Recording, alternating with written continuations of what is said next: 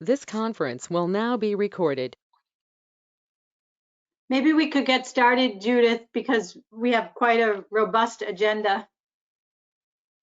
Yes, I'm recording. Okay. Welcome, everyone.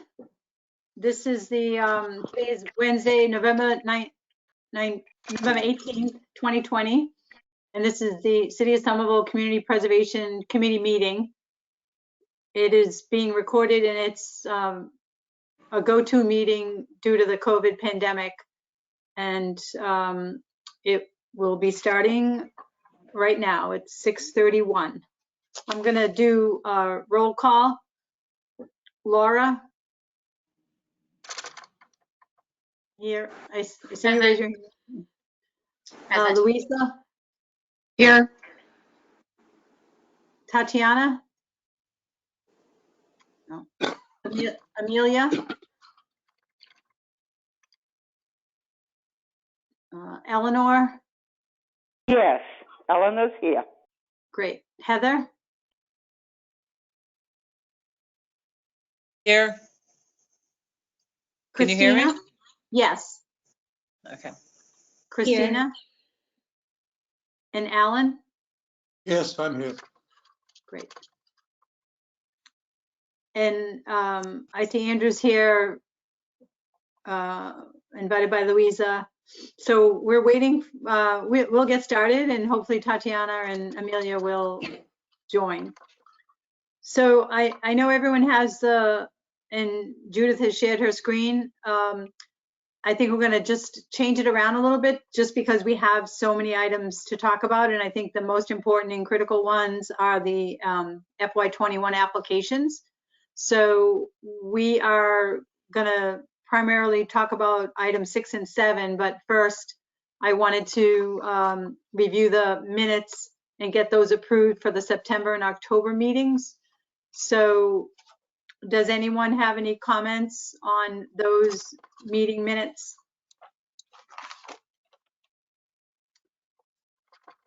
I have one. Oh, go ahead. I have two comments. One for the October would be just to add the funding amounts next to each applicant that presented. And then a small edit on the September minutes. On the third page, it refers to Ms. Inacio. So I think that's a typo for Mr. And that was all I saw. Okay. I had one comment on the October minutes on page 4. There's a reference for the bell tower in the first paragraph. And I think the word should be interior and exterior. So I think they're just, there's a typo there too. That's all I saw. So if there are no other comments, we'll amend the meeting minutes to incorporate those changes. And can I have a motion to accept the minutes for October and September? I move to accept the minutes for October and September. Can I have a second? I will second that. Great. I will second. Great. So the next item on the agenda is the item 6, the state match funds and approved revised budget for FY21 projects. So Judith, do you want to walk us through? Yes, so I'll be doing this with Alan. So if you have any questions, we'll both answer the questions. But I just wanted to start by giving good news. So we did receive our state match, which was, a bit more than last year. We received 28.6%, which was $616,084. Unfortunately, we are not able to use the additional state match because the tax recap has already been done, but we will use this funding next year. So, and Alan will give more details about that. Alan, would you like to come in now before I make this presentation? Yeah, so just to give some background on how it works, what we were able to do is add the additional state match from last year that didn't get accepted in time. That was added to this year's funding. And then this year, the way the timing worked out, we received the state announcement late last week. The city was already in the final stages of wrapping up its tax recap. So then the difference between the budgeted recap this year and the final recap will carry forward into next year's funding for the summer applications. So Thank Alan, you. can you just refresh our memory? What was the match that we got last year that is now we're using this year? So that'll be in the presentation. I think it was an It will extra, be in like, the presentation, yeah. Okay, it's an extra, it's roughly an extra 200,000. 200, that's what I thought. Okay. All right, so thank you very much, Alan. So I will present the media budget adjustments. So, I just, Judith, do you want to hang on? I just see Tatiana is here. Tatiana, you want to just say present? Present. Sorry about the delay. Hi, guys. And Amelia is here as well. And now my audio is working, so I can hear the request to stay present. Thank you. All right, thank you. Go ahead, Judith. yeah, so for this year, we didn't have any increase per this month in revenue. So we have a zero difference there. So what we budgeted for is what we are still working with. Sorry about that. The next table shows the unappropriated funds for last financial year, which are available for this year. So we have an extra $233,314. The next two tables show the total revenue and the actual revenue. So regarding your question of how much was carried forward last year for the state match, it was $202,755. So when we made the adjustments based on the minimum allocations in the community preservation plan, so we did get a difference. What we had earlier allocated for FY20 was less than what was required. So the differences here are what again have been added to the different categories for affordable housing, over 200, historic, and then open spaces. So again, this is the adjustments that I just talked about for the different categories. So in total, we have $436,069 available, and all this has been distributed, in the different categories. So, sorry, Judith, I'm confused. Can you go back one slide, please? I didn't really quite understand. yes. What does the 2,669,540, what does that represent? So this is the actual. So it's the actual, but what we were working with last year was less than this. So like Alan mentioned, last year we didn't have the 202,755. Sure. We hadn't added it. So when we add it, then the total increased. Plus again, the available unappropriated fund of 233,314, then this increases the total that was available for last year. So last year, we should have gotten these differences included in the available funding for the different categories, but we are not able to do that. So we are carrying this to this fiscal year, and this is what is contained in the last table. I don't know if that makes sense. What I don't understand is that the first chart shows over $2 million in money, but in fact, we only have $400,000 to allocate. Is that correct? Yeah, because Louise, you take the difference. Yeah, Alan, would you like to explain that? The way to explain it, or Louisa, unfortunately, you don't have the advantage of having the budget book in front of us. So say this year we budgeted 1.9 million, or whatever we budgeted in revenue. We do our budget in May, June timeframe. We don't have the actual final CPA revenue that comes in, the final surcharge, the final little categories that come in. So basically, when we close out the books in May and June, we do that throughout the summer, and then now in November, when they do the closeout to the state, we get to add that back in as revenue that we never used, that we never had finalized during the actual fiscal year that ended on June 30th. It all has to do with that. I get that. What I don't get is what that total 2 million plus represents, and that's then the total. That's what your total CPA revenue actually was. If you went back to the budget book last year, we probably budgeted something like 1.9 and 200 state match. So, we probably allocated around the range of 2.2 million. Yeah, so I just wanted to share with Louisa. So Louisa, what was in the budget for last year, the FY20? I don't know if you can see the spreadsheet. Yes. I've pulled it out. So last year, it was the surcharge was 1.944, 167, and so plus the state match and the additional state match that we received and the revenue, the total for last year that we used was about 2.2 million. Now, so what we're adjusting for now is the difference between this 2247 and the 2 that we closed the books with.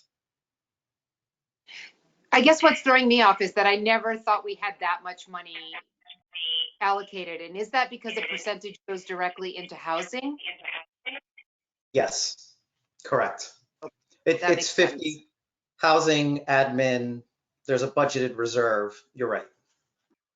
Okay, that was throwing me off. All right, so any other questions? Okay, I could go through then. If there are any questions, we can still address them at the end. So what's available, the difference between what was actually the actual allocation for FY20 and what remained is the $436,069, and this money now has been allocated to the different categories using the minimum allocations that were approved in the CPC. Like, for instance, housing has the highest because it's a 50%, and then 20%, and then 15% for open space and historic. So now moving on, what we had shared with you in the last spreadsheet were the figures of FY21 that were budgeted. So when we adjust by adding the available funds from additional funds from FY20, we now have new totals at the end. But for historic resources, we had to remove the debt service for the West Branch Library, and for the community housing, we had to remove the debt service for 100 homes. So the total for the debt service is about 440,000. And what's now available that the committee would be working with in the open space category is the $528,188. For historic would be $267,863. And for the community housing is $1,005,971. So this is what we are going to be working with in the spreadsheet that I left, which was blank. So what the committee would like to recommend to the council, because this money also has to be voted on, is for that additional fund from FY20, the 436,000, $69 to move from the CPA fund and designated fund balance to the designated CPA reserve. And we have also requested them to allocate these figures that I earlier mentioned from the undesignated to the different categories: open space, the historic, the community housing, and also to the budgeted reserve. So please let me know if you have any questions before we can move on. I have a question. So the percentage can't change. We have to keep that allocation, correct? Yeah, it can change because this is what you voted on in Right, the community the 50%, preservation plan. Yes. the 50, the 15, and the 20, but the budgeted reserves how can those funds get spent? Can they be spent towards open space or historic? Yeah, so this is what the committee is going to decide on. So for the budgeted reserve figure amounts can be used on either open space or historic. So where you have more projects, for instance, if it's historic and you don't have enough funding, then this money can be used for those projects, because I don't think both categories really have enough money, because even for the open space, if you look at the spreadsheet that I sent, which we are also going to look at, this 528,188 includes the emergency funding that you awarded to the Central Hill Park. So there is still a shortage in the open space category compared to the proposals that our applications we received. So that was about 206,000 that we gave them for their emergency, and so that will get deducted from the 528, you're saying? Yes, so if I can pull out that spreadsheet. So yeah, the committee awarded 206,000 to the Central Hill Park. So you can see for the remaining funds in open space is $322,108. But when you look at the amount of money for the requested projects for open space, it's 450. So it's still, there's a shortage.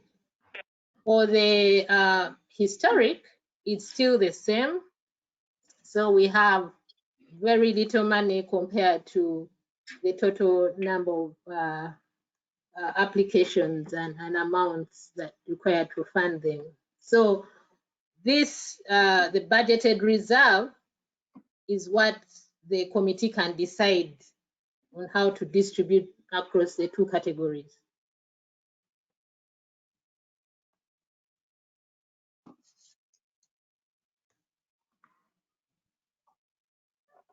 Okay, so the budget reserves of about 54,000 can be spent in historic or open space, depending. And what's that amount again? Is it 273? That's the total. $273,849. Okay.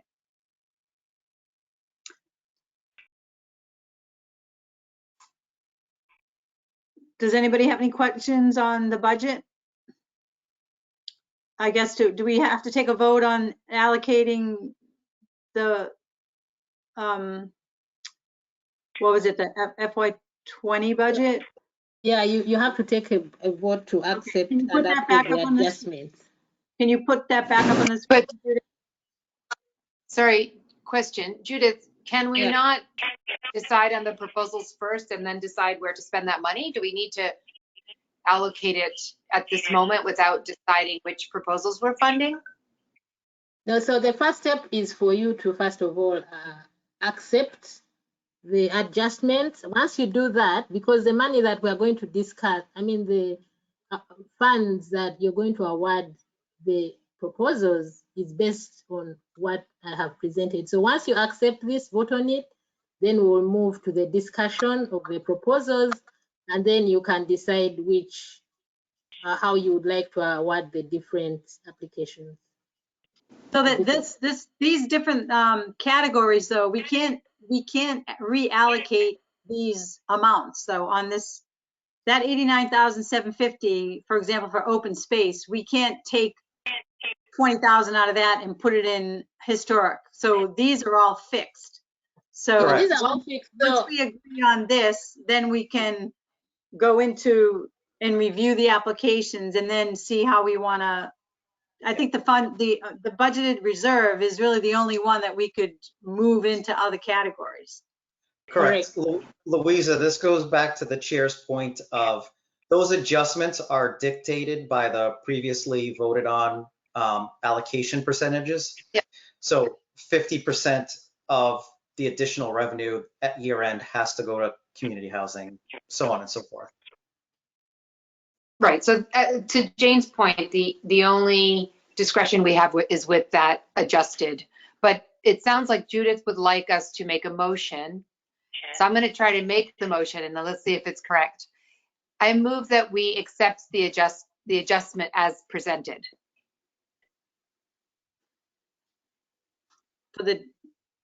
Someone want to second that?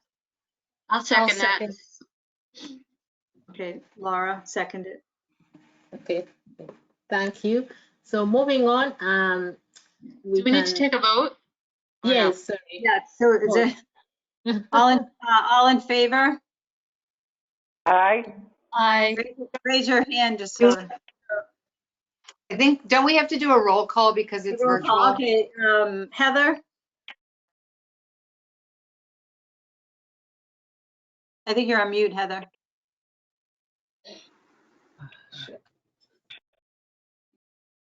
All in favor of approving the adjustments that the motion that Louisa just made and Laura seconded. Heather? I don't know. We'll move on. Alan? Yes, yes. Okay. Louisa and Laura. Christina? Yes. Amelia? Yes. Tatiana? Yes. I don't know. Heather's frozen. So Eleanor? Yes. Okay. So I think maybe just Heather, you can put something in the chat that you approve. So why don't we go on to the project descriptions? Do you Yeah, have it arranged in any order, Judith?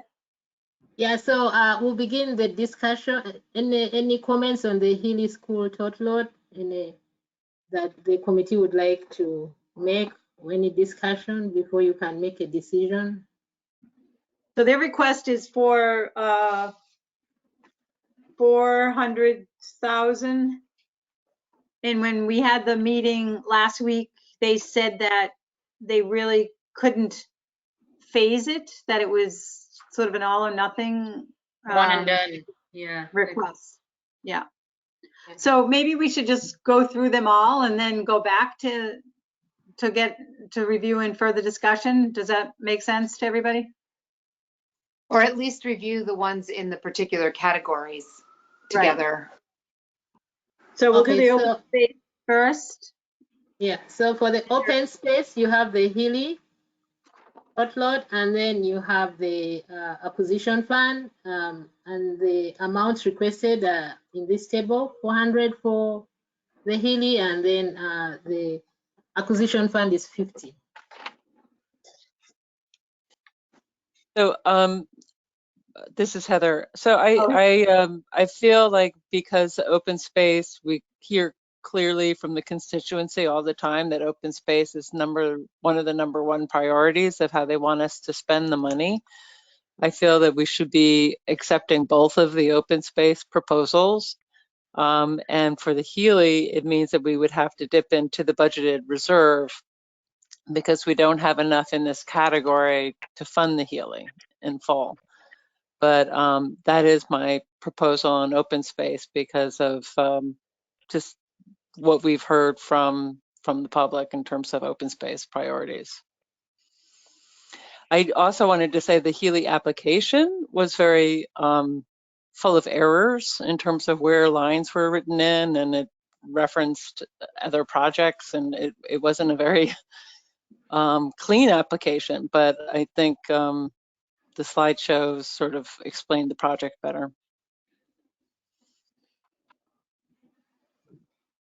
This is Tatiana here. Sorry. This is Tatiana here. Maybe I'm a little confused, but with the share of the budgeted reserve allocated to open space and recreation, do we have enough to do both? I'm getting confused again, maybe. Well, if we could give 50,000 to the open space fund request and 272 to the Healy, which would be the balance of the open space fund. And then we would need to take 125 from the budgeted reserve to fulfill the Healy budget. Okay, so we could do it. Thanks. I'm not really. We'd have to split the difference. Yeah. So Tatiana, I guess the same question. What is the total that we have for open space, and then what is the total request? And usually in the past when we've done this, we know we have this 400,000 that we have to allocate. We usually go through them and then decide what to do with the money. That's what I wanted to do. I'm sorry, Louise, to interrupt. I wanted to just go through every one and then have the discussion after. So why don't we just continue and then go through this discussion after. So right now what's available for open space is $322,000. There's a request for 400 and 450,000. That's the open space category. The next category is historic preservation. We have $267,863 available, and we have, let's go through we have the Broadway house. They submitted an application for 125, but then Judith sent an email, and since we asked them if they could do it in phases, if it was possible, they revised their request to $76,670. The collection care at the Summerlin Museum is requesting $100,000 and $100,608. The relief at the library is requesting $3,500.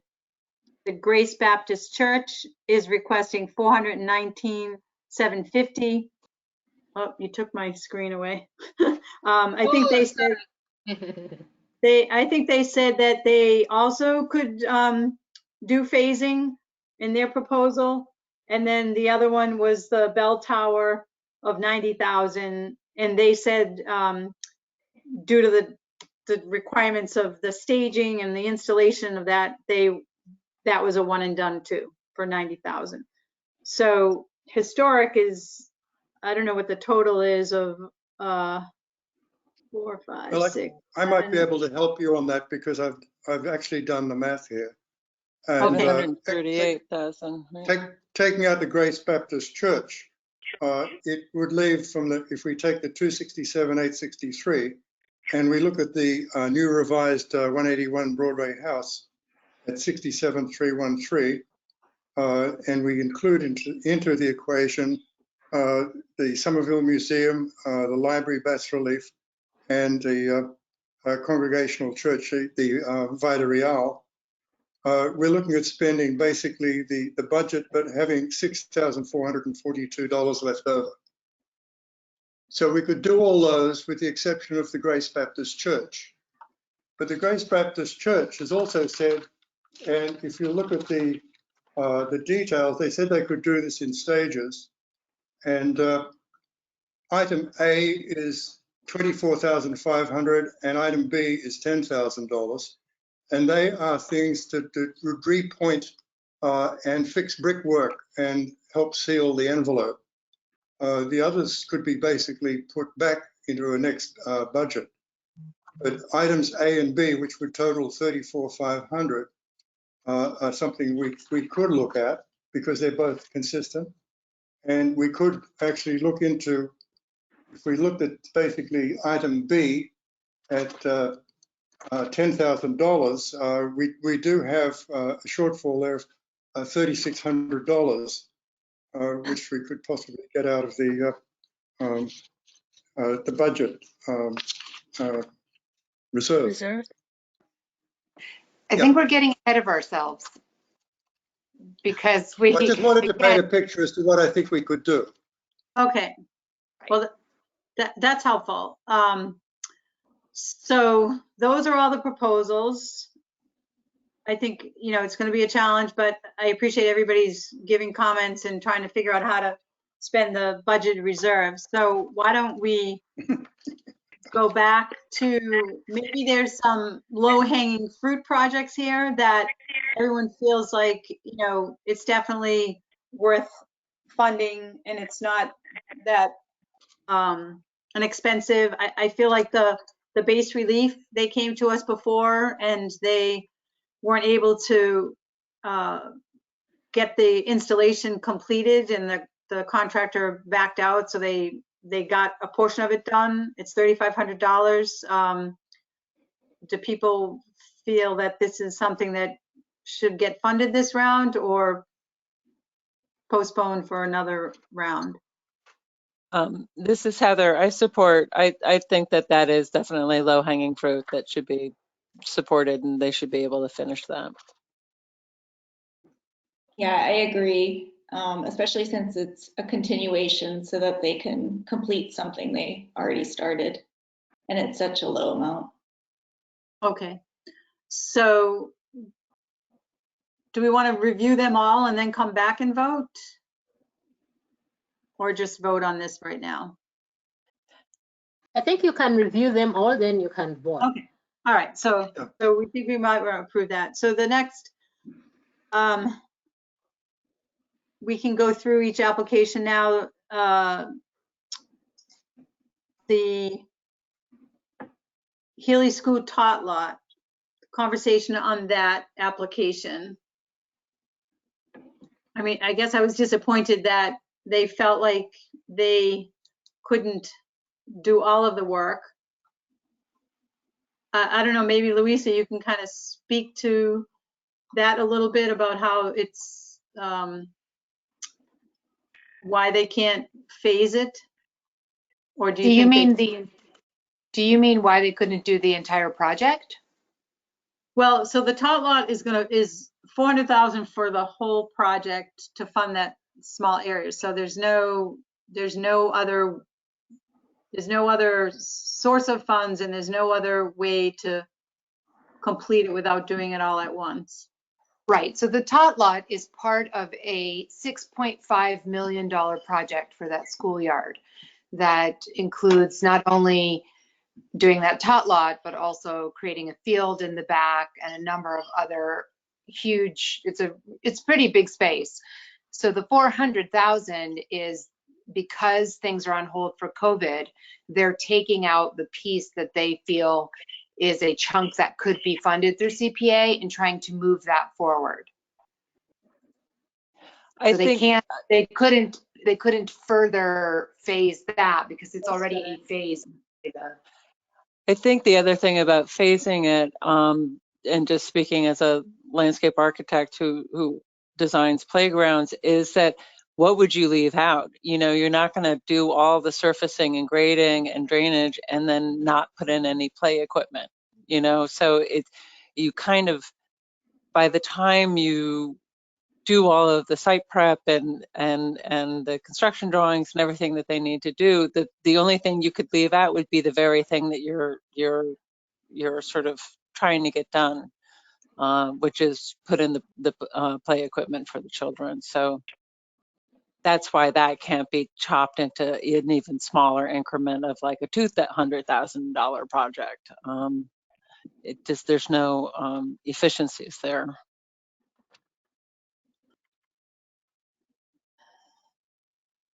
Is that your question, Jane? Like, could they make this a $300,000 project? No, I mean, they could just scale down the playground, I guess, to make it a smaller, you know, there's a significant amount of equipment here. Well, but the problem is that this is the final design that was vetted through a community process that took 2 or 3 years. So they couldn't go back to everyone involved and say, by the way, we removed these things. I mean, the time to value engineer or to have thought about it was earlier. Now it's been through a long community process, so we can't do that and then say, oh, sorry, I know you wanted this playground, but we're putting in this one. Sorry, I've put up a summary. Maybe you can also look at the different items. Yeah, I mean, I see they have a construction contingency and then they have an additional City of Somerville recommended contingency of Yeah. 25,000. So $60,000 in contingency in total, which is a big contingency.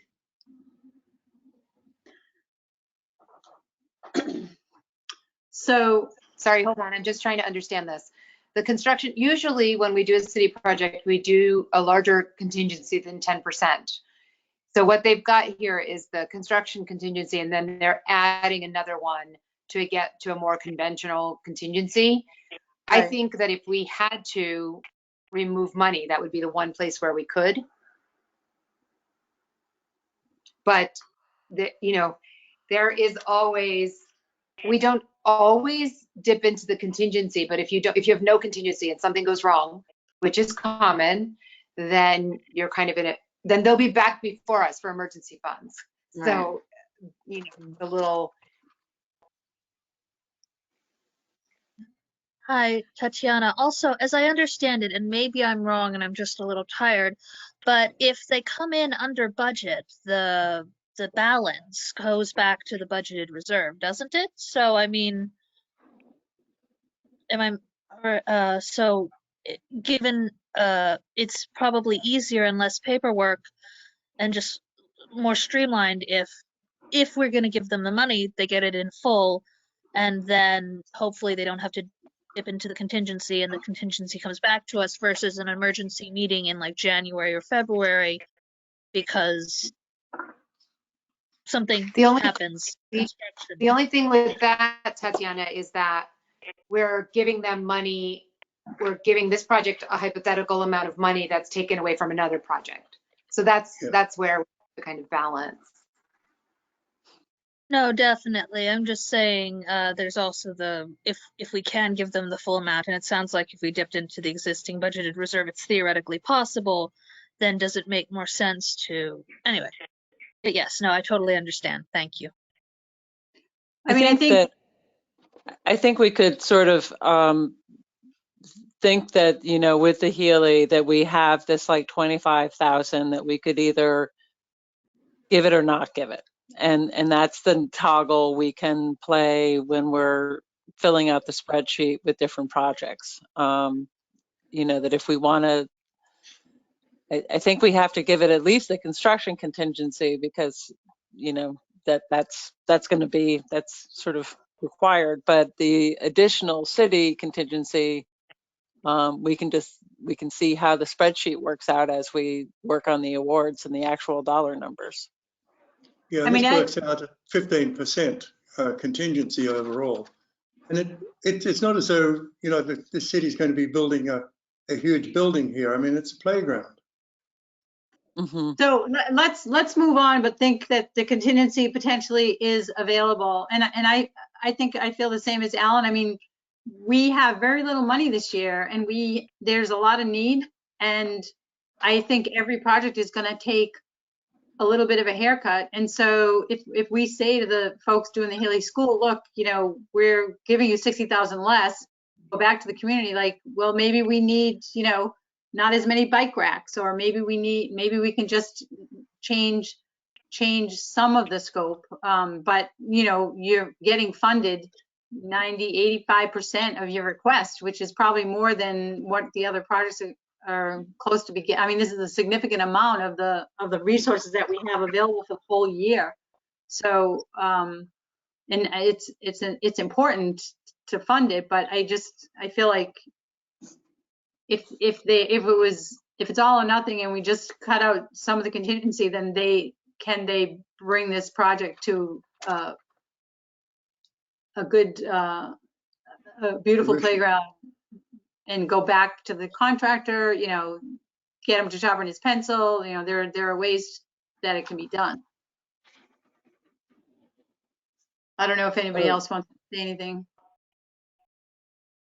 Well, the only thing I wonder about this project is if, there's more financial uncertainty in the next year, will this actually get constructed?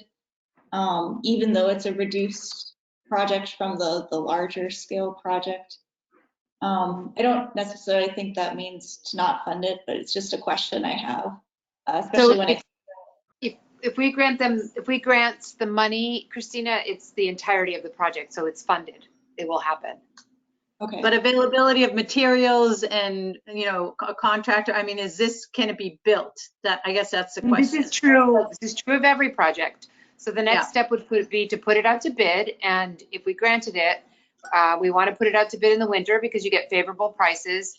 From what we've heard anecdotally, prices are good right now. Supplies, not so good. That's driving up costs. So we would put it out and we would get a bid back and hopefully it would be under this amount and then we would move forward. I mean, that's the same for any other project at any other time. But the idea is that this estimate, hopefully it will come in under the estimate and then we move forward. Are you asking, like, would the city find, if it was short money, could the city find that? So say the Central Hill project, my understanding is that original project wasn't fully constructed because of COVID. And that original project was $5 million. So again, we're talking about projects that were large amounts. I'm just commenting. I'm not. Yeah. No, I'm just trying to explain why these smaller projects are being taken off as chunks, because where we were able to bond and had more of a positive outlook on it, now that outlook is a little different because of COVID and our inability to have the kind of money we had before. Right. And I'd say the other comment, I just wanted to second Heather's comment that I found the application pretty poor and that the images were fuzzy, so it was hard to see the design plan. So that's a little ding for me personally. All right. Does anybody else have any comments on I don't think I think we're gonna go through them all again and then come back. But there is a possibility here that we could fund less. Does anybody else have any comments on the application or anything else to say about it? All right, so the next item. I just will give it actually a small pitch. I live very close to the Healy, and this is where, when school is in session and live, this is where all of the kids line up in the morning in this particular playground area. And it's used all the time by the neighborhood as well as by the school. So I just want to say it's a very kind of high use little playground area, and it functions more than a playground in terms of organizing the kids in the beginning of school. Okay. The next item is the 50,000 open space. Sorry, I just wanted to say, I think that's Masha. Can you please introduce yourself? That was me. That was Heather. Oh, Heather. Oh, okay. Sorry. So I guess there was a public comment period in the beginning that I missed over. Should I just go back or do that at the end? For public that's listening, Judith. We should probably do it now in case. Okay, all right. Yeah. So I apologize. I jumped around on the meeting minutes, but there is a public comment period. I don't know if people wanted the public that are here, if they wanted to give any comments and then not listen to the whole presentation. But if there's anyone in the public that wants to say anything, then please introduce yourself and speak up to the committee.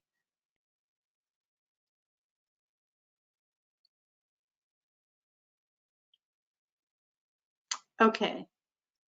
All right, so it doesn't sound like the public wants to speak. So we will continue with the meeting, and the next item for open space category is the $50,000 as seed money to fund an open space fund to acquire open space in Somerville. So someone from the Conservation Commission, when I shared the applications, had a clarifying question. And I just wanted to double check, why is it that we combine recreation, open space? And then for this open space acquisition fund, are we talking about open space in the language of the Community Preservation Act, talk about natural open space, or are we talking about recreation area or a combination? That's a good question. The way I see it, I thought it was through open space, but I don't know if, and not recreation, but maybe Judith or Alan, you can chime Yeah, in. so yeah, it's a conversation that we've been having. Somerville is unique, and Louisa can also add on. So we don't have a lot of open spaces. So like would be other communities. So for Somerville, we decided to combine open space and recreation funding. But most of the projects that we support, I think, are recreational in nature. That Louisa maybe could add. So there is a semantics issue here. I'm trying to remember clearly. The CPA legislation calls, in most places, they define space as, it's like counterintuitive. They call it recreational land versus open space. There's something in the CPA language where it's the opposite for us. And so I guess the question, if you're asking, is most of the stuff that we're acquiring for passive open space natural areas or for playgrounds? It really depends on where any land becomes available, and usually that land would become available in a typical city lot, so would be not a passive recreational, riparian zone. But there is some semantic thing, and I don't know if Alan or somebody else does know this, with the term open space and the term recreation, and it's like counterintuitive to an urban setting versus a more rural town. Well, I don't remember the point I actually wanted to make was that, and Louisa, you can clarify me if I'm wrong, but I think CPA is one source, is going to be one source where in the long term, I think this open space fund is going to be a larger fund, perhaps with multiple funding sources. And most likely, I would imagine that any CPA contributions we will have to keep track of and administer strictly to the CPA guidelines. Obviously there are going to be projects where those are one and the same, and there may be opportunities, like Louisa mentioned, depending on where we have opportunities to acquire land that, may be some gray area. But I do think we need to go back and clarify those definitions further. So Now, this is Heather. I understand like the definition within CPA. I guess it's within the language of the open space acquisition fund itself. Whether or not it's clear that it's for either or. And is that more what your question was, Christina? Not so much about the CPA definition of it, but about the acquisition fund's definition of it. I think a little bit of both, just understanding the background of why we've combined those categories for our annual CPA funding.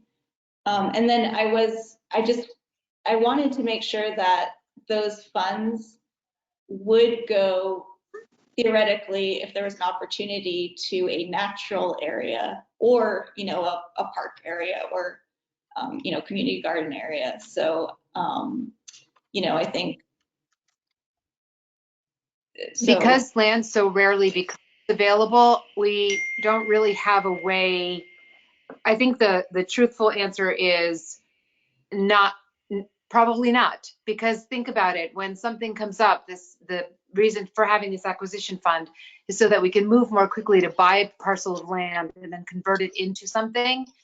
And it's more likely, because of its small nature, to become something that could be built on a small plot of land versus a large natural area, or, you know, it could be a park with a community garden, but it would also probably have other programming in it. Well, I mean, like the Summerville Growing Center. You know, like totally exclude if there was some opportunity. And I totally understand the reality, but Yeah, no, it doesn't exclude it. yeah. It doesn't exclude it. It's just that it wasn't envisioned, nor do I think we can realistically say we can only use this for a natural area. Because when we buy a parcel, there's a community process, and that's really what determines the programming of that park space. Right. So that makes sense. And then my final comment was just that, you know, I would, and I think the conservation would strongly support this, and we would support them adding more funds if there was an opportunity. And hopefully they would request more in the future, not just 50,000. Do we know, Alan, what is in the fund now? Is there anything in the fund now, or Louisa? Well, the only amount that would be in there is our last allocation, because we've only allocated it once. Yeah, I think So we're how still. much is that? I have to. I can go back and get a solid answer for the committee. But I like Louisa was mentioning, I think we're still in the early seed stages of funding this. Right. So realistically, with the price of land in Somerville, probably 20 years before we can acquire something based on funding increments of 50,000 for. So in the past, we had a lot more money and we put more money into it. It was much more than 50,000. I think Arn said in the interview that in the presentation that the reason he picked 50 now is because there's so much more demand for other kind of emergency and other situations going on. But once things are normal, we go for more. Yeah, and again, when things are normal, and also as we develop our strategy for this fund, I think this is one of those opportunities similar to housing and historic, where you know, depending how our CPA funds and balances are doing, and our ability to handle debt service, this might be something that we can leverage through borrowing as well. We're not there yet. That's not for tonight's committee meeting, but you know, I imagine at some point in the future that might be a possibility too. But yeah, Chair, I mean, that's a great point. I mean, obviously in $50,000 tranches, you know, we're looking at small returns here. Right. Okay. But I guess if we were to fund something, you know, again, the money has to be spread through all these projects. Everybody's going to probably not get everything they want. So we could still fund it, but for a lesser amount as well, versus funding it 100%. But it just cuts back on the duration of when we'll be able to acquire a real parcel. Well, to me, this is Heather. This seems to be one of those low-hanging fruit items where it's not that much money, and it would be something. I mean, it's in one of the few things in our open space and rec category. So I think it's one of the ones that we should strongly consider funding. Okay, does anyone else have any comment, and then we can move on to the next proposal? Amelia? Hi, this is Amelia. Hi, it's Tatiana. Well, I think Amelia, and then you, Tatiana. I think Sounds that good. we'll have more of this conversation later, but as we keep in mind sort of the curveballs that this year has thrown at us, I think that this project continues to merit a lot of importance. The value of public open space has been really made very clear to us, I think, especially in as dense a community as Somerville. So I'm in favor of this application, but also just will continue to remind folks of the context that we're dealing with, I think. Okay, Tatiana? Sure. Hi. So if it's fiscally possible, given that they already, you know, they listened to us, they've already reduced the ask as much as they can feasibly. It sounds like, you know, 50,000 is a lot for me per se, but is a drop in the bucket for them. I am inclined, if we can make it work, to give them the 50,000 they're asking for, just because they've already responded to COVID by slashing their request, and yeah. Okay. I mean, the request has always been 50, right? Wait, I misunderstood then. I thought they originally were asking for more. It's possible I'm misremembering then. My No, apologies.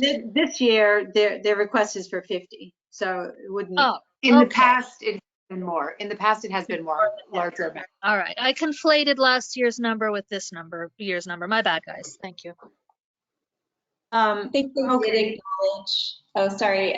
I think they did acknowledge in their application that they were asking for less this year because they understood the circumstances. Okay, all right, so that's where you picked it up, Tatiana. I apologize. That's where I got it. Awesome. No worries. So the next one is the Broadway House. And so this application was originally for 125, and there's are doing it in phases. So it looks like it's for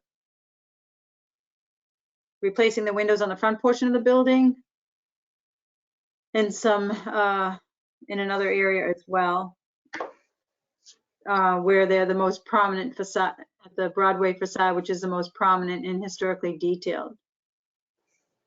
So I also won't be voting on this application, as I am on the board of this organization, this nonprofit organization, but I can speak to any items or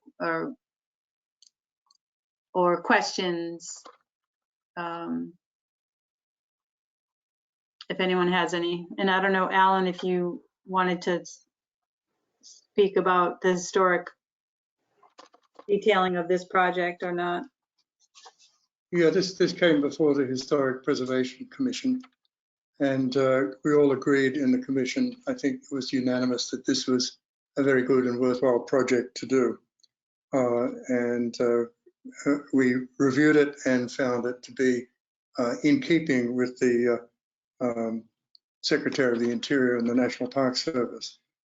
I like the idea that they were able to come back and break this down into the facade that faces Broadway, because I think that gives us a lot more flexibility in funding.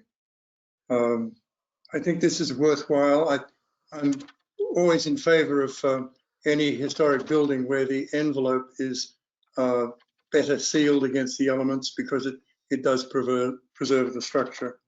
So I would recommend that we do this in the phases that they suggested, and we take phase one, the Broadway facade with the bay windows. Okay. So this is Heather. I spent some time today looking at different projects because Heather, you broke up. I'm not sure. Because it is such a competitive and large group this year. And can you hear me? Hello? Now we can. Mm-hmm. Okay, sorry. I'm having a lot of audio difficulties, it seems. It's such a the preservation is such a large and competitive category this year that I was really trying to kind of understand the differences in the different projects. And one of the ways that I started to think about this one is that it's sort of a combination of affordable housing and preservation, in that it's affordable housing in a historic building. It's not yet listed on the local register, but they understand, I guess, that they will have to register it. It's the only one, I think, within our group of preservation projects that's not yet listed locally. And then they have funds that they're putting into it, but those funds are going into accessibility and kitchen renovations. So they are kind of partnering in terms of taking care of and updating the interior and the residents, and then they are asking for preservation funds in order to take care of the exterior envelope, really. So again, thinking about what the feedback we've gotten from the public in terms of really prioritizing housing. And this is not exactly a housing project. It is a preservation project, but it kind of straddles the two. So that was just one way that I started to kind of, in my own rubric of how many points does it hit in terms of our mission, it seems to be pretty high up there in terms of being both about housing and affordability and preservation. Well, just to clarify that, I think it's important to note that regardless of whether we approve the funding for the windows or not, the people in the affordable housing component of that who benefit from it would not be displaced one way or the other. So the impact of changing the windows will not have any impact on anyone in affordable housing at all. So it's not going to add any more affordable housing to it. So while it accommodates affordable housing, it doesn't bring additional benefit to the city in that respect. For the residents to have a nicer facade and be able to enjoy efficiency and sort of a more climate controlled environment. Yeah. So it is a bedroom unit, I guess. Are there any other comments? I would just point out that in the public comments we received, this project got 2 or 3 supporters. I don't know if those are the only comments that were in that folder. Judith would probably know, but a big percentage of them came in support of this project. Yes, these are the only comments that we received. Mm-hmm.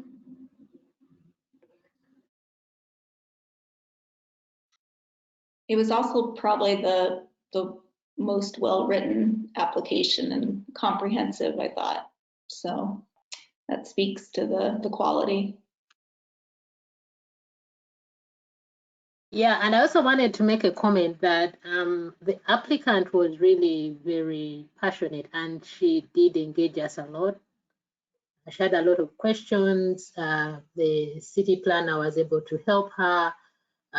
We did also consultation with the legal team. So it was kind of, she was really very proactive, which I encouraged some of the applicants, but I think because of COVID or busy schedule, some of them did not take on the opportunity. But this particular applicant, really, I want to applaud her for being very, very passionate and being very engaging. And thanks to the city team that really guided her. Well, I know one of the considerations that the Historic Preservation Commission was interested in this particular instance was that providing affordable housing is also means there's a responsibility on the provider of the affordable housing to provide it a safe and secure and habitable environment. And one of the things we wanted to make sure was that there was no discrimination whatsoever against anybody using affordable housing and that they had the best options available. I'll just say one thing too, is I know that, you know, the organization is, I mean, it's a challenge to manage properties like this. And I think they do a really good job with properties in Somerville on restoring them and maintaining them for the population. And they did come back with an alternate plan that potentially could be funded. And again, as Heather said, that they are making their own contribution to fund the access and improvements to the kitchen, the handicap kitchen. So, so I think that just speaks, you know, as a more thorough buy-in from that organization. And I think that's all I'll say. If anyone doesn't have any more comments, we could move on to the collection care at the Somerville Museum application.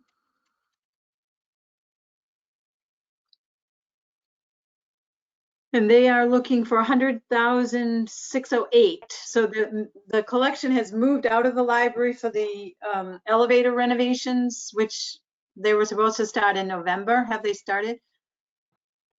Does anyone know? Don't know. But we've given them funds for the elevator, and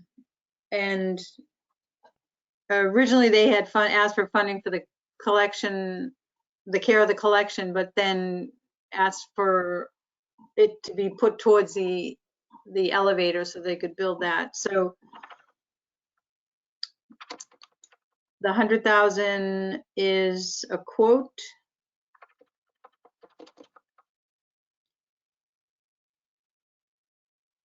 That includes, it looks like an alarm system. Well, there's a lot of renovation involved in this because there's a lot of damp coming through the walls. Right. And the dampness is creating a mold environment, which is dangerous to people's health. But it's also diminishing the quality of items that are actually stored in there. So this is important, I think, on several levels. One is the actual maintenance, the ongoing preservation of the building, not maintenance, the preservation of the structure itself. Because obviously the moisture can create a problem, especially when it's in the basement for the structure of the building. The other thing is, of course, it's a health issue because wherever you have mold, you start to get mold spores going into people's lungs.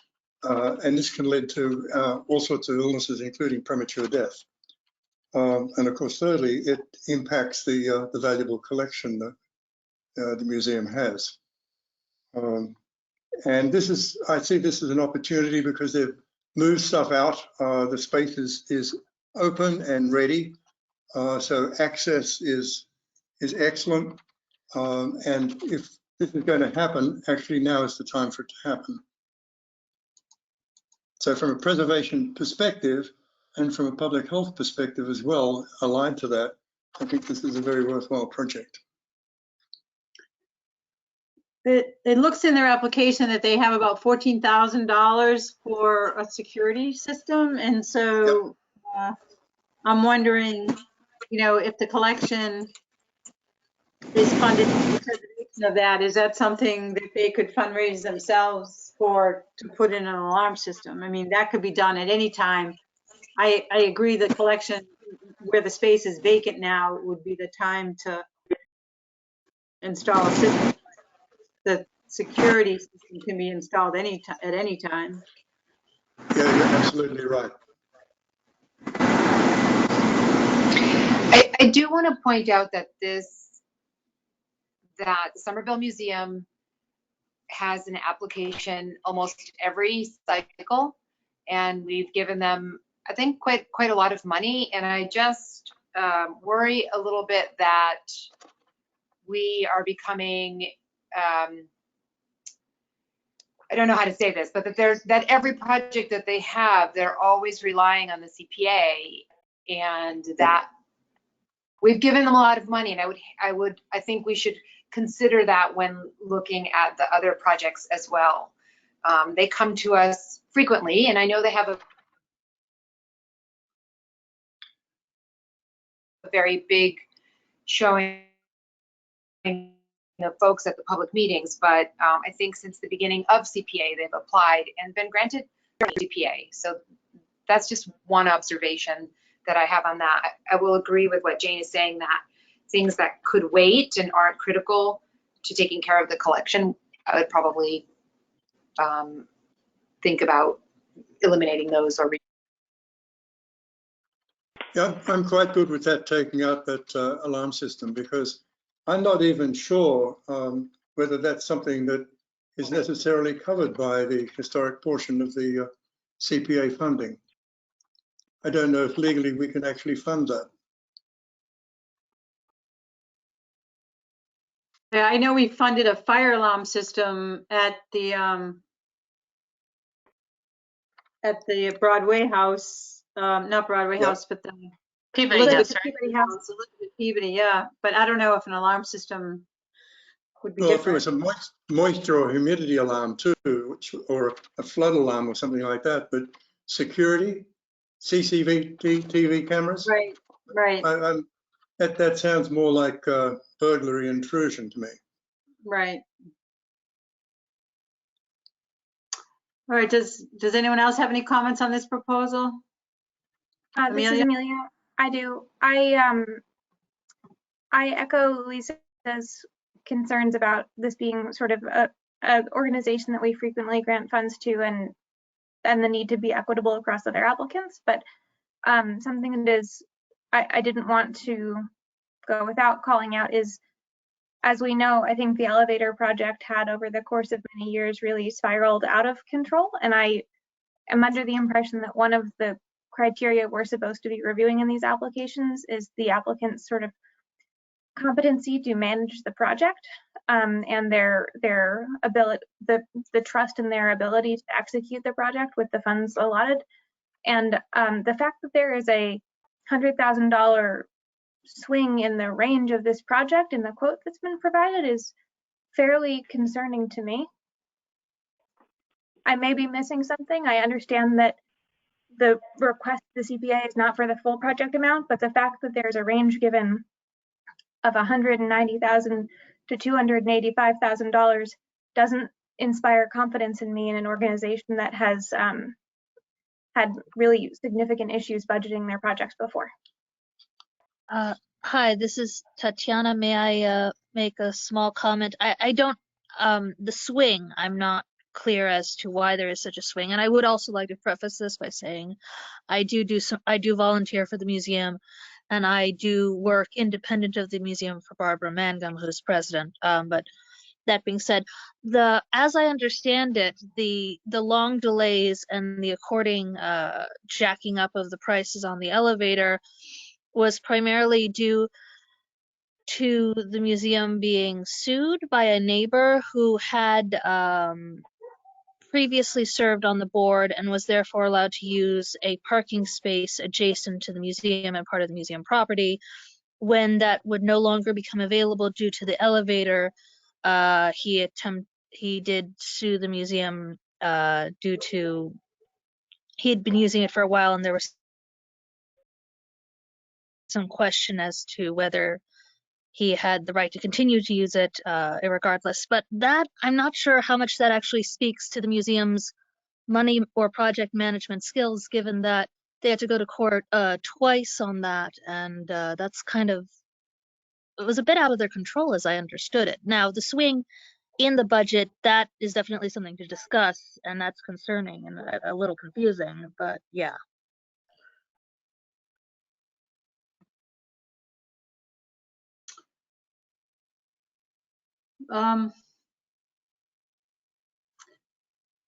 So you're right. I mean, their budget is skewed, and they're not asking for the full amount. But Louisa, point is taken as well. They continue to come to us as a resource, and then even came in for during the emergency funding several times. So, and I don't know what it costs really to preserve the collection, but it sounds like they've got quite a large range, so it's not clear whether they are going to be able to do it or not. But maybe, does anyone else have any questions on this application?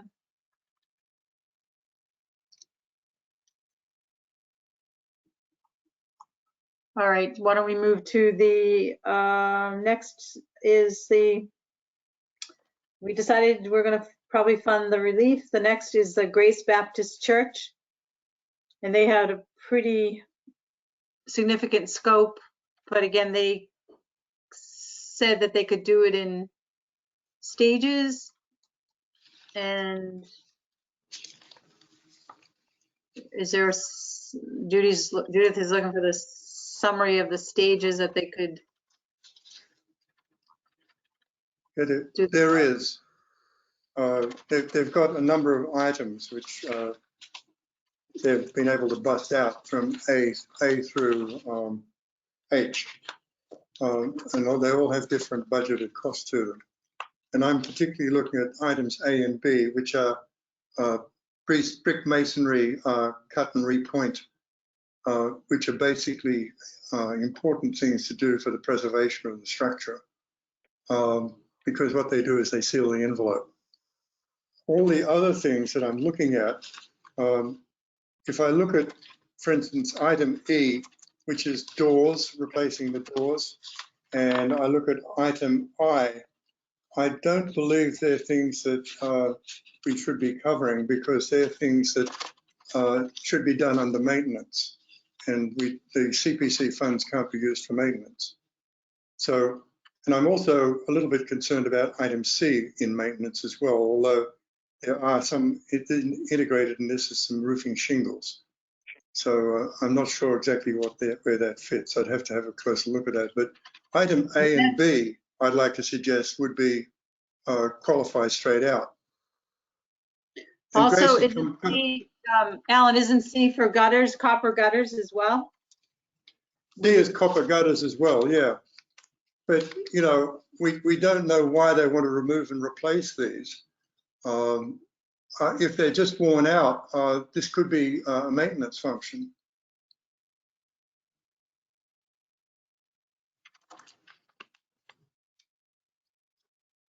It looks like they're saying they're going to be coming in. It's multi-year, so next year is another 500,000. And they've been in before. They're another one that's been in multiple times. Right.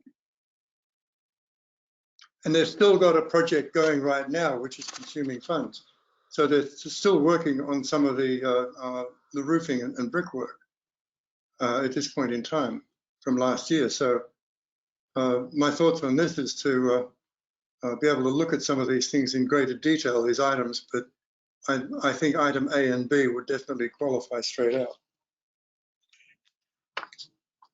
Okay. Does anyone else have comments? Oh, Christina. Yeah, I have just a clarifying question based on one of the public comments who said they were surprised that there were 2 religious applications. But for this application, my understanding is it's a nonprofit. It's just based on a building that used to be a church. Yeah.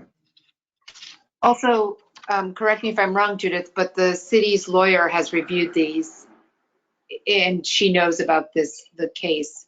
Eileen has okayed all of these, so she would have stopped it if it was not eligible. Yes, because like the Grace Baptist, I think, is headquartered to an NGO.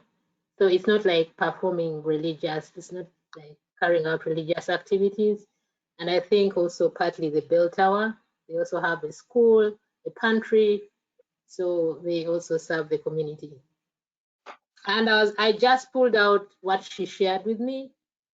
Sorry, I'll send this to the members as well. So this is the case. Acton case, which I think Alan knows very well. Maybe you could give just a summary about it.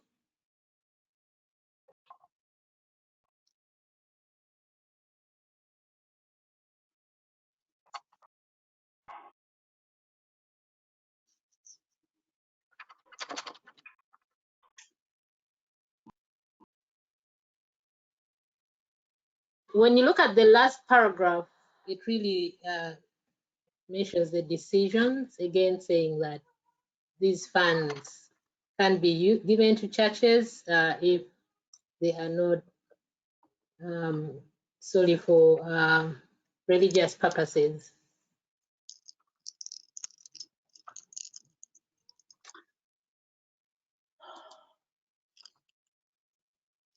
Okay. So, I mean, we don't have, do we have to respond to that public comment? Well, it's for your information as you make decisions, but right. Yes, I will definitely respond. Okay. To the person. I don't think you need to if it's in the record, which is kept on the website, but you can if you like. Okay, We thank you. don't respond to those comments that are come in by email in the Historic Preservation Commission. Okay, thank you. Okay. The last, I know it's getting late and we have only another a little over half an hour. So the last project is Winter Hill Bell Tower.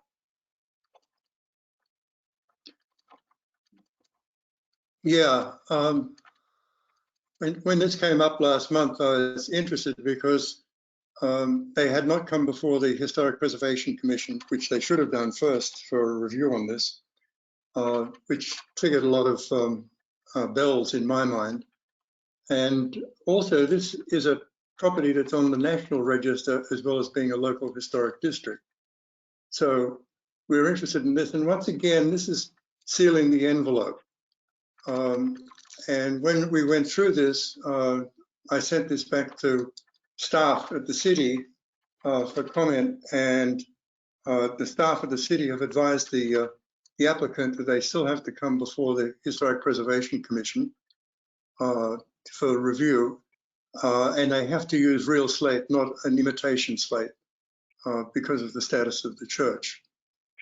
So there's a certain conditions put on this that I think, Judith, you put out today in that particular email to us, which sort of sums them up quite elegantly. But in looking at this and reviewing this with Sarah White at the city and going through this in some detail back and forth with the applicant at Vida Real, I think this is a reasonable quotation to do this job. It's quite an extensive job, requires scaffolding.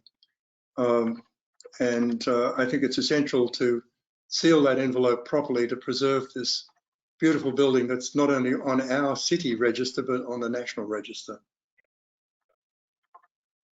Will, Yeah, will using real slate increase the price?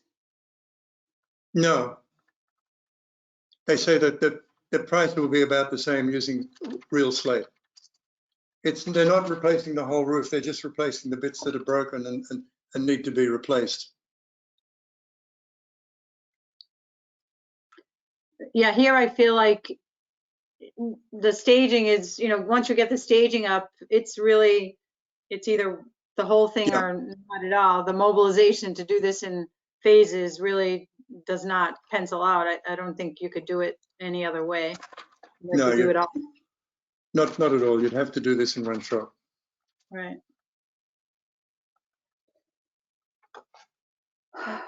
Okay, so are there any other questions on this application? No, I'd just like to mention that it's no longer it's not a congregational church anymore. It's not being funding a church. It's for the Vida Real, which is a community centre. It just happens to be in a church, which wasn't previously a church. Okay. Do we want to look at projects that in this historic category, maybe based on some of your recommendations, Alan, to see where, given with the math, what potentially could be funded? Or do we want to maybe go through each one? Do people feel, and again, I'm not going to vote on this, but the Broadway House, or do we want to total them all up to see if the combination of requesting less, where does that fall in the budget? The Grace Baptist Church just got the two recommendations, the $34,500 for their repointing, and then the $3,500 for the base relief. I guess the Somerville Museum, there's mixed feelings about what gets funded there. I think if we look at 181 Broadway and we look at the 76,670 to do the windows, if we look at the museum, which is 10608 minus the 13.5 for the alarm. We look at the library for the bas relief and Vida Real at $90,000. We come out pretty much right on the money. That means we don't have anything left for Grace Baptist Church. If we wanted to, we could look into the budget reserve for just items, either item A or item B, which would be $24,500 or $10,000. But they're still working on the church at this point in time from previous funds. So quite frankly, those could be deferred.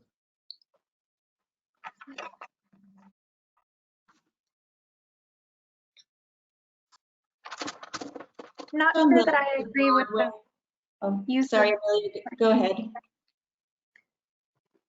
Using the threshold of this applicant has another project with CPA funds currently underway would disqualify the Somerville Museum equally as Grace Baptist Church. So I'm not sure why, if that's the standard of review that you're using, one of them makes the cut but not the other.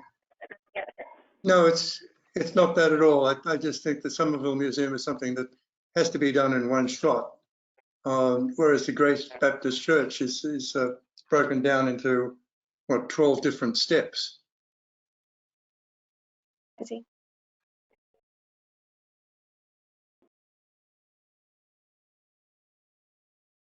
So there's a shortfall of about $24,000.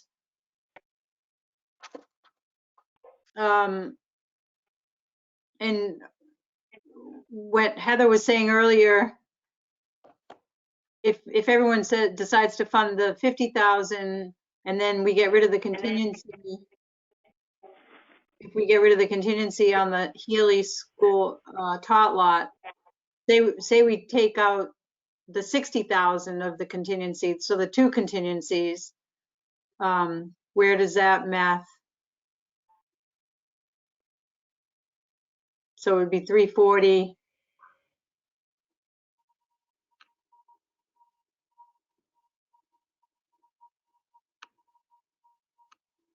I would not be in favor of removing all of the contingency. Again, because of the conversation we had earlier about we don't know what the bids will be and where we'll where we will be, and the contingency comes back to the project if we don't spend it, to the CPA.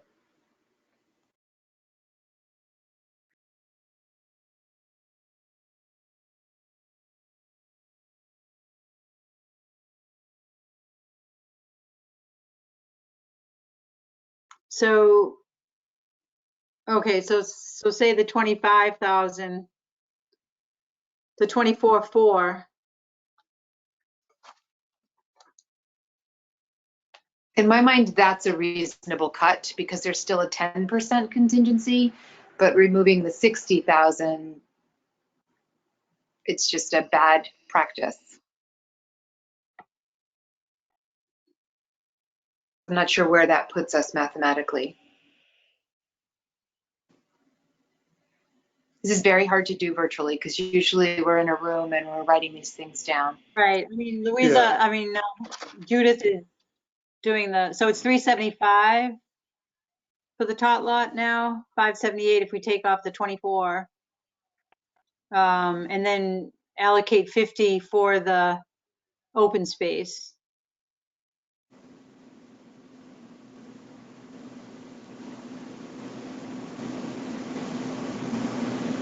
So how much of a shortfall is that?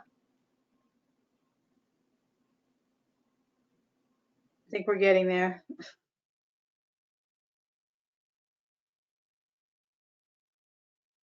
So it's 53,470 for the open space category.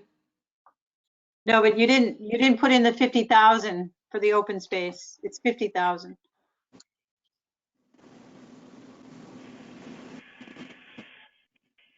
So there's 100,000 shortfall.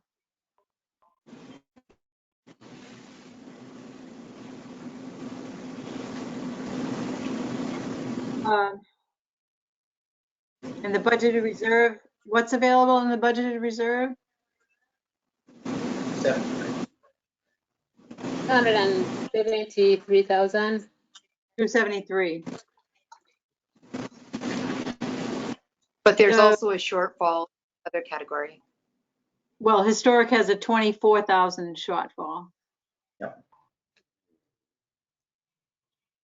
So right now you dip into the budgeted reserve for like 126. You probably have like 144 left over or something like that. So these are all fundable.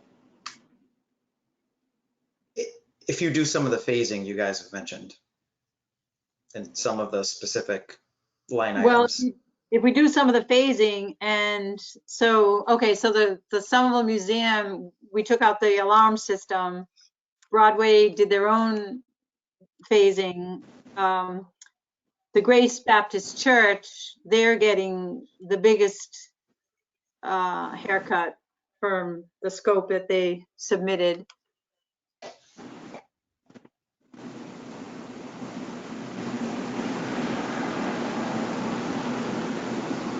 But I guess, Alan, I mean, do you feel that, so I guess the question I have for Alan Nacio is the budgeted reserve. I mean, can we spend that all the way down to zero, or do we have to leave money in there for admin? How does? No, No, what's on that's that a project sheet is what you can spend. Okay, so I guess we could allocate more to the Grace Baptist Church if there was something that we wanted to, we thought was important to fund this year.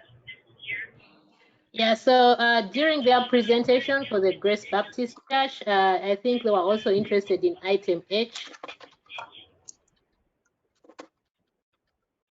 Well, I think here's your answer. I've just been running this through the spreadsheet. If we look at, we've got in historic 267, 863. If we look at 181 Broadway at 76,670, the museum at 87,108 because we've taken out the alarm system. We look at the library at 3,500 and Vida Real at 90,000. We end up with a total balance left of 10,585, which means we could fund item B of the church, the Grace Church, for $10,000, and not tucked into the budget reserve. No, well, the West Branch Library is 128,000. So. That's come off the top because total available was originally 396,142, and we took that 128,279 off that, which ended up giving us 267,863. Right? Correct. Yeah. So that was my starting point because I'd already taken that off. So we could do Broadway, 181 Broadway, the museum, the library, Vida Real, as well as item B of the Grace Baptist Church, and have a $585 balance, theoretically. So what's item B? What's the total of item B? Item B is $10,000. It's cutting and repointing the designated portions of brick masonry dental course below the roof gutters at north and south exterior walls. So only item B, not item A and B. No, just item A is much bigger, and it's $24,500. So Jen, maybe another way you could look at it is if the committee agrees, we could finish the open space and fund whatever the committee agrees, and then the balance from the budget reserve can go into support more items from the Grace Baptist Church, if that's okay.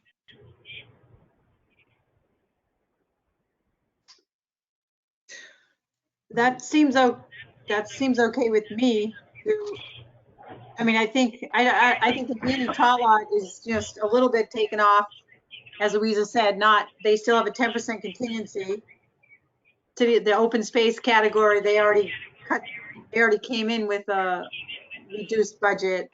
as well as Broadway House. The collection care, we're taking out the alarm system, which is potentially not really funded by CPC. The base relief we're getting, and we're funding 100% the Winter Hill bell tower. So whatever's left, put it in the Grace Baptist Church.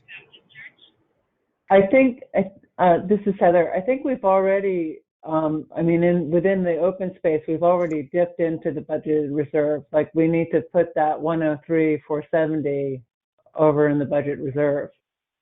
Correct. True. So right now you're looking at like Yeah, 170. If you 170, if you don't want to allocate any It's up, budget. no, leave that total. Just just within the Healy School line, go over to the budget reserve line. Yep. And type in 103,470. Yep. Up at Healy. Oh, right. Yep. Up. There. Yep, Judith, yep. Just put 103,470 there and then back it out of the 375. So that leaves us 170 in the reserve. So then, so the Grace Baptist Church would get about 200. No, Judith, leave the 375 over there. Right. Sure. Yeah, just No. take the 375 and back No. up. We're awarding them 375. So we took off the 25,000 of the additional contingency from the city. Leave that number there. Don't touch that. Go over to the Healy. Yeah, Right there, 375. 375? Yep. 000. Yep. One more zero. Yep. Because out of the 400, we're saying that we could potentially give them 375. That leaves us with a deficit in that column. So we take that deficit and we put it into the budgeted reserve. That's what we've done. But the deficits, they don't match.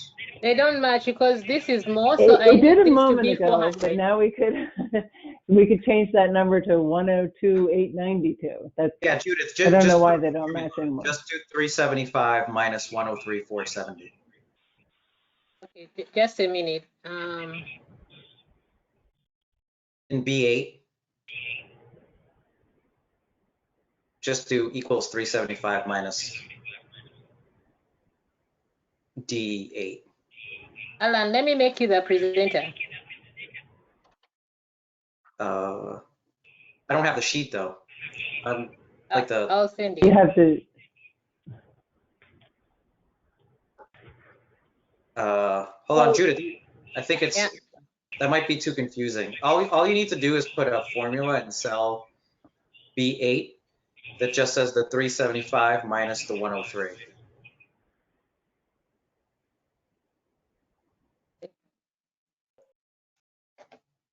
Okay, so tell me the number to punch in here. Hold on, let me just do it on my phone. The number that you're putting in D8 is whatever that line in B16 is.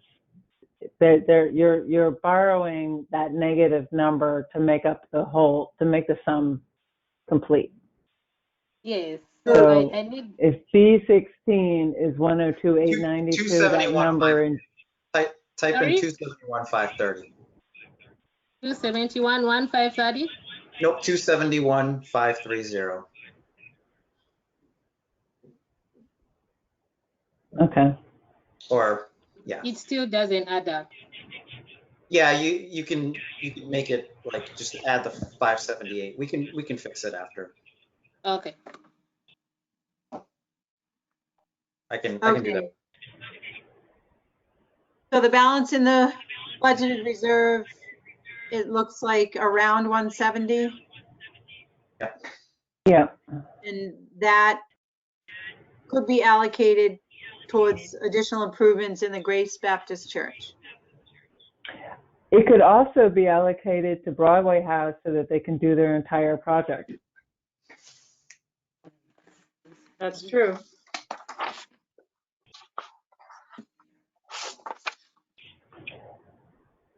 So that Which they would be my requested 125. my recommendation, actually, would be to fund Broadway House. They originally asked for 125. When they broke it up, the total went up to 146. I don't know if that's because it's being phased or if it was a new estimate, but in the original There wasn't- application, Broadway House was 125.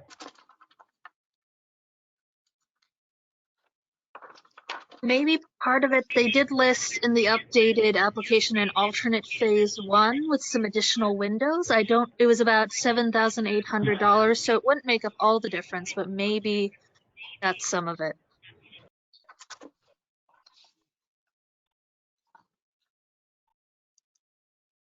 I mean, I think that SHA4CD, the organization at Grace Church, does an amazing job, and it would be great to, fund them as much as we could. But so this is where it's tough within this category because there's so many sort of, deserving projects, and it just seemed to me that if they could do the roof work, I would leave that. I would leave the larger number there. I wouldn't bring that down to 10. I would give them A and B. I would give them A and B. A and B. The 34. Yeah. Also, A and B, sorry, hi, Tatiana. Sorry to interrupt. Also, I was going to say, unless I misunderstood something, A and B are in the same location. They're both, it's brickwork in different locations, but on the same wall. So I assume that it's more efficient time-wise and maybe even financially to do them at the same time. I mean, I'm not a architectural conservator, or I don't do historic preservation work in that vein, but that would seem logical to me. Yeah, it is logical. Yeah. So if the 125 on the Broadway House, what would the balance be of the budgeted reserve? 100,000.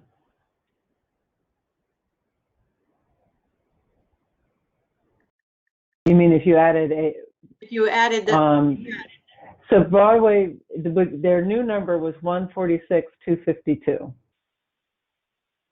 So if you went to C10 and made that 146,252, and again, I don't know if that's the number because it's phased or because of additional scope or what.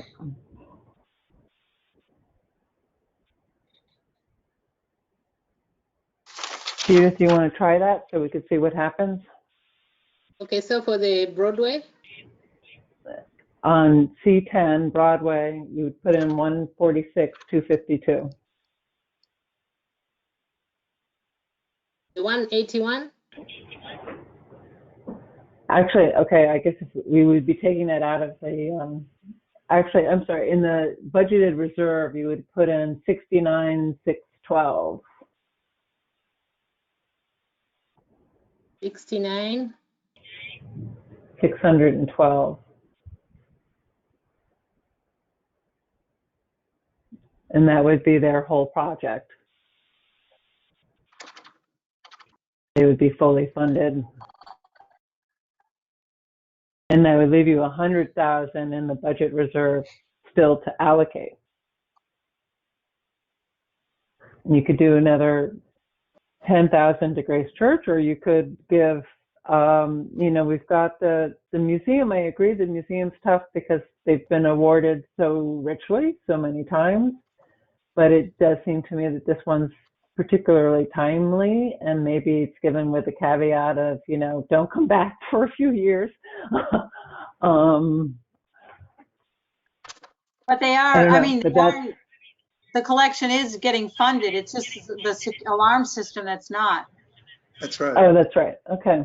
All right. So the balance would go to the Grace Baptist Church,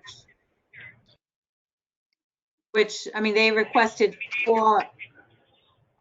over 400,000. So I don't know, Alan, if there's anything else in that, their proposal that you think I think they had $54,000 in soft costs for doing construction docks or something like that.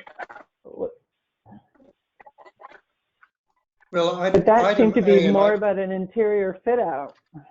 yeah, item A and item B are I think the important ones here. These are things that affect the envelope. And then you've got item D as the other one that I think would be in the envelope. What about I the, think you could argue C. yeah, Well, I just worry about that as to whether that's, you know, where that fits, overlaps with maintenance.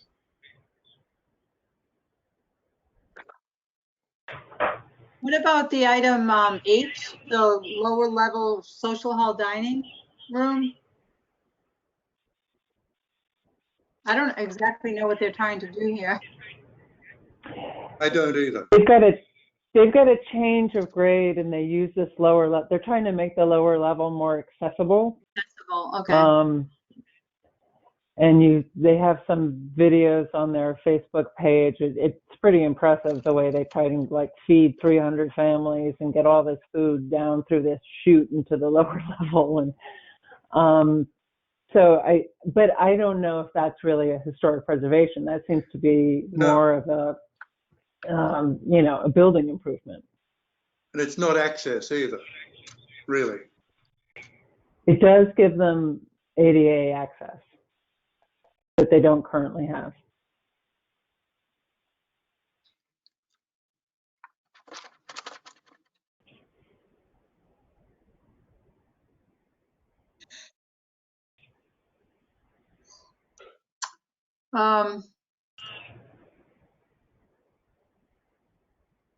Well, do people feel strongly one way or the other do we want to just I'll fund throw it? out one other item that we could consider doing with the rest of the budget reserve, which would be to give it to the open space acquisition fund.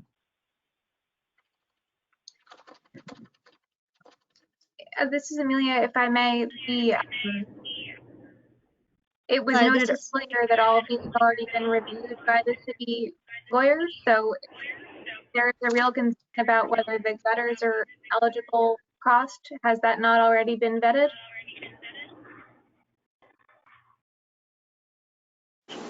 Guys, there's a lot of feedback. I don't know if, can we mute unless you're talking? I don't know if that's just me or if it's also.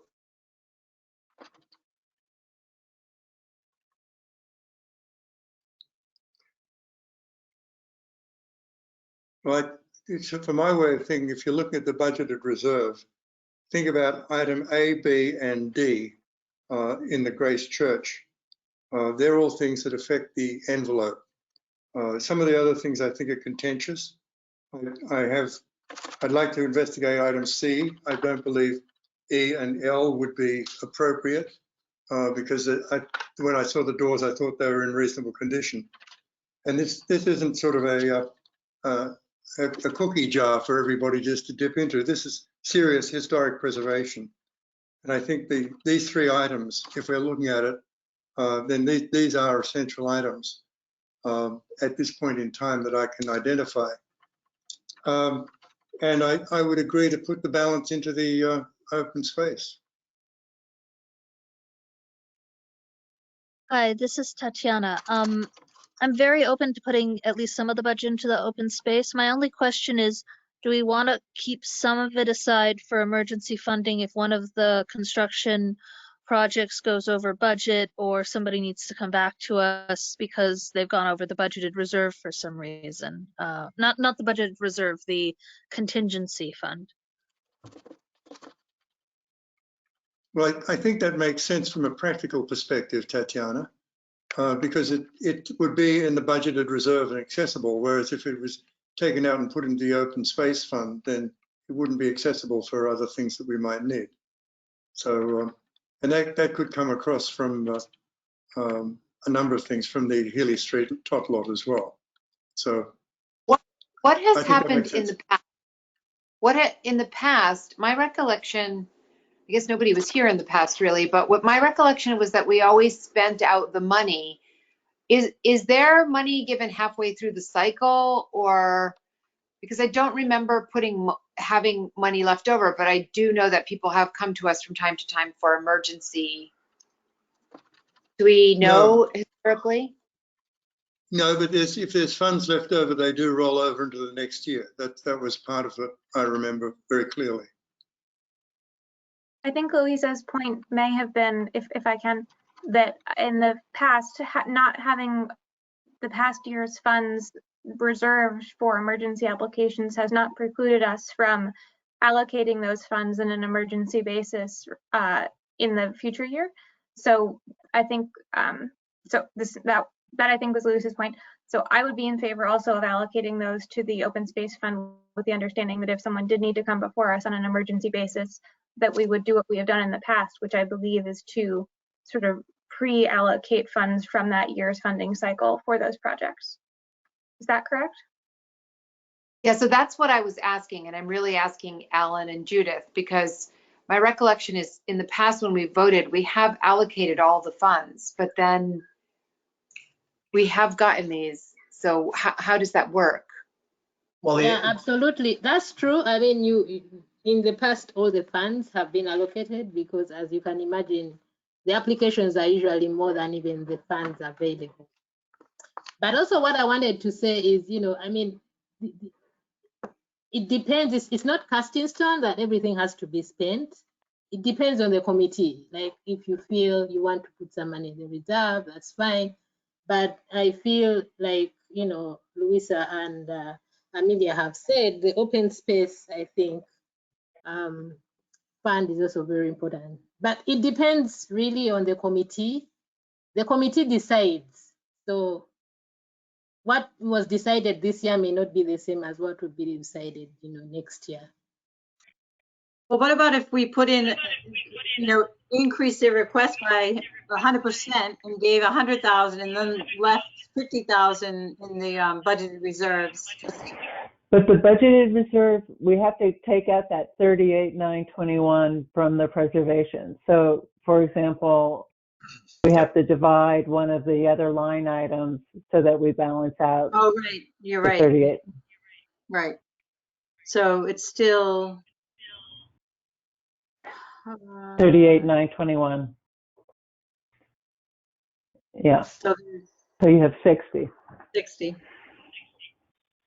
So if you put another, that would leave you, 11,000, almost 12,000 in the unallocated budgeted reserve, which doesn't feel like a bad number of unallocated funds. So my question is for Alan and Judith, if someone comes in mid-cycle with an emergency, do we have zero money or do we have that 11,000, or can we borrow against the next year? Or not borrow, but. The only example. Practice has been, sorry. No, go ahead. The practice has been like borrowing from the next year because we never had any money reserved. So, yeah, so I mean, this situation is unique. If there's like budget money in the reserve, I think if someone came with 11,000 requests, I think the committee can consider it. And you can see where we did that this year with Central Hill.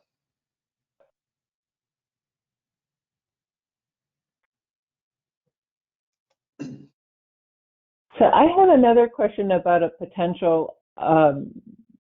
situation we could consider, which is, does it make any sense at all to prepay on any of the debt service, or are they at such a ridiculously good interest rate that we should just keep it where it is? Is there any value in that? Well, the bond rate's pretty good at present, isn't it, Alan? Yeah, I could confer with Ed Bean, the city finance officer, but I am fairly comfortable in saying that we most likely will never see rates this low again. Yeah.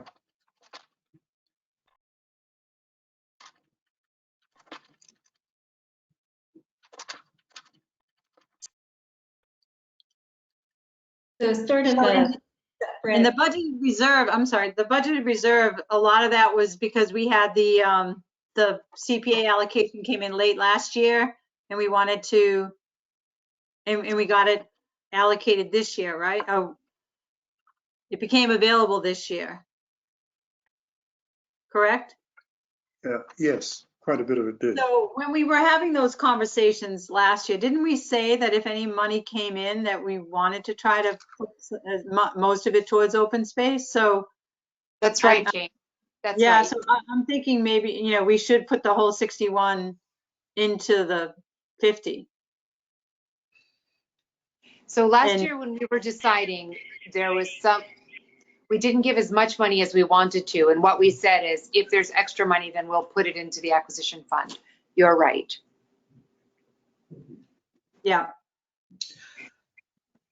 So I apologize because I'm new, so I'm going to throw this out there. Maybe Judith knows the answer. If not, I might have to follow up with Kristen. But can you allocate more to a project than they applied for?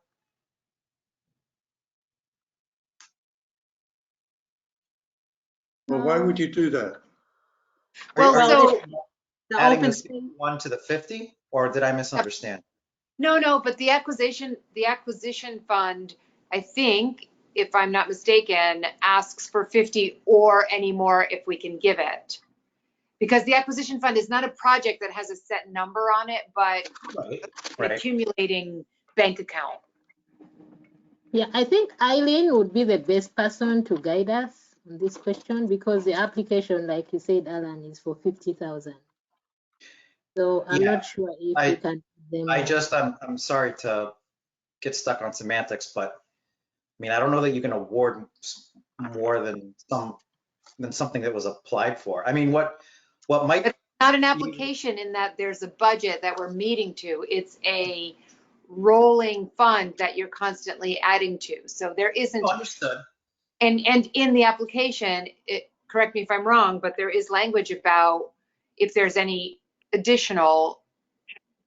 If that language is in there, then I feel more comfortable, but I don't know that we could fund something higher than the request. I think we may have already done this once, added more to this than was requested, but I'm not certain about that. I think for the open space, we didn't add any additional. We funded everything that for last year because last year was the first time that it was, funded. So we gave all the 200 that was requested. The discussion I remember on adding additional funds was for the museum, where they said if there's any additional funds because the museum was underfunded. So the conversation was if we get more funds, then it should go to the museum. That's the conversation I remember. It was both. It was both the museum and the open space fund. That's right. I remember that there was a secondary. But anyway, we can go back and look at those minutes. I don't know that they're all that relevant to this conversation. I guess the question is, we give more funding than the request, and we should see.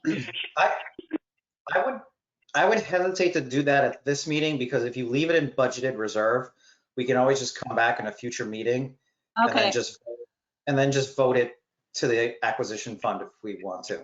Okay, I think that's a good idea because it's 8:30 now, and I think there's a few more things we want to talk about. I think we want to take a vote on the allocation, but that gives us some flexibility. If we get the answer to that question, then we could make a decision at the next meeting with the additional funds.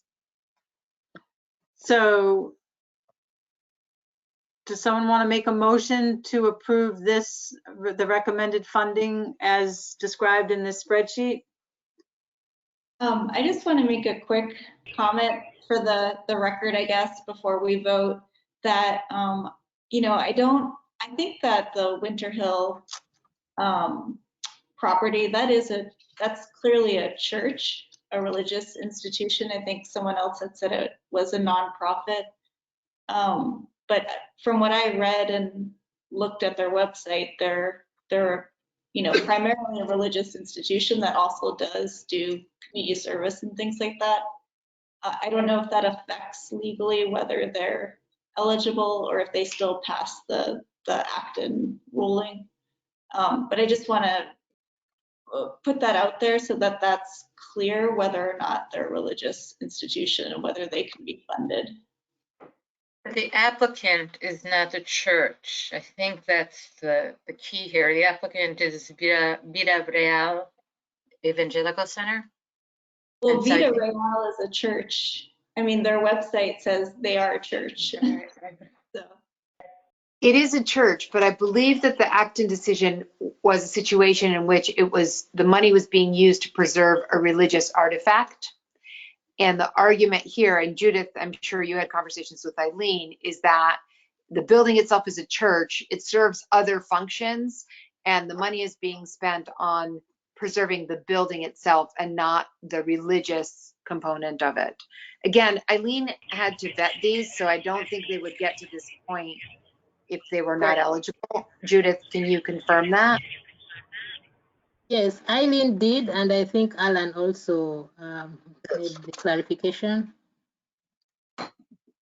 I would so also add the fact that it's on the National Register is significant, and it's partly a significant architect in that it was designed by Richardson. So the building itself has a lot of significance. yeah, I just want to make sure it was clear. And if you could send along what Eileen wrote, that'd be helpful. Thank you. We can do that. Okay, we'll provide that information. Anyone else have any other comments before we take a vote on this year's allocation? I guess I would request whether or not Alan could check out the gutter situation at Grace Church and see whether that's maintenance or preservation, and make do a little site visit. I will do that. I'm also interested in the items E and I think it was I, because I think they're problematic. I think these are things that could be just restored properly, the way they're restoring the doors and the windows, for instance, at the West Branch Library. So I don't think there's any need to replace them. Are we suggesting that we're going to vote on what's proposed here, but there may be some other things we want to investigate further and then would fund them? Or are we just saying we're going to vote on what's here, we're going to find out about the acquisition fund? Like what is it? What are these extra investigations? I think we're going to vote on what's here, but because the Historic Preservation Commission is also a consultative body, it's on us to go back and check to make sure that these are valid things that they're doing. And we will go back and do that from the commission perspective and report back to the CPC. So would we make our award contingent upon HPC approval? On historic matters, all these things should come before the Historic Preservation Commission for review first and approval, yes. Okay. For Broadway, for the Broadway house. I mean, for the Grace Baptist Church. For Grace Baptist Church. Grace Baptist came before us, but this is not something that came before us in the initial considerations. Okay, so we're voting on what's here, but we're going to have a continuing conversation about the budgeted reserve and how we may want to allocate that. Yep. And that we're not leaving all of those funds in the budgeted reserve. We may still award them this fiscal. Although, I just wanted to be clear, because whatever you vote on, we will be submitting to the council for approval. So in this case, are we staying the vote? I mean, are you voting to stay the application for Grace Baptist Church? So I think we are voting to support some of the application, but when we award that money to them, it is conditional upon HPC approval. Correct. I think that's what we're doing. I also think, though, that if we're voting for this, are we also voting that, yes, that money would be put into the acquisition fund unless it's not allowable, so that we don't have to come back? Do you see what I'm saying? yes. Yeah, I do. I agree with that. I agree with that too. So Louisa, do you want to make the motion then? Okay, sure. What you just said? So I move that we allocate the budget that we see on the screen now, though I do think we have to say it out loud. So help me out here. 272,108 for Healy School tot lot. That's not right. No, it's 375. It's the Okay. total. Okay, so Judith, if you move that, I'll read the total lines. So I can't see it now because. Can you put your drop down? Yep. Oh. I'm Back to the- sorry, I was unmuted. I'm very sorry, I was trying to communicate. Yeah, Louisa. So I think it's easier. I don't know if anyone else has done it, but I wanted us to approve both. Like when you approve for the Healy, the committee agrees to approve the funding conditions. So what I'll do, whatever you agreed upon in the spreadsheet, I will put these figures in the recommended funding. And I'm sure most of you have read also the funding conditions. So for whatever other condition you add for a project, I will include it. But I just wanted to request that when you're approving, instead of approving the table and then come back to the funding recommendations, you approve both. So if you could go back to the spreadsheet we were looking at, I'll see if I can get this right. Okay, let's start from the beginning. So I move to accept the budget for this year as $375,578 for the Healy School tot lot, $50,000 to the Open Space Acquisition Fund, and if allowable, an additional 61, was that the amount? Yes. To be seeded into that fund. 61,846. 61,846. Then. Sorry, Louisa. I'm sorry. Can I just be picky on one thing? When you're rolling this out, can you just say the categories? So for Healy School tot lot, it's 270. No. Three. Okay. So in the category of open space. No, sorry, Louisa. Alan is right. So can you mention the categories, like from open space, that's the amount, and then for budgeted reserve, that's the amount. Okay. I got you. Okay. All right, I'm going to try this again. Getting late. Okay. I move that we accept the budget as we see on the screen, and I will read through it. For the Healy School tot lot, that $272,108 be allocated from open space and $103,470 be allocated from the budgeted reserve, for a total of $375,578 to be awarded to the Healy School tot lot, with the existing conditions on there that they have assigned. For the City of Somerville Open Space Acquisition Fund, that $50,000 from the open space line item be granted, and that if it is possible, that an additional $61,846,000 be allocated from budgeted reserve. All right. And then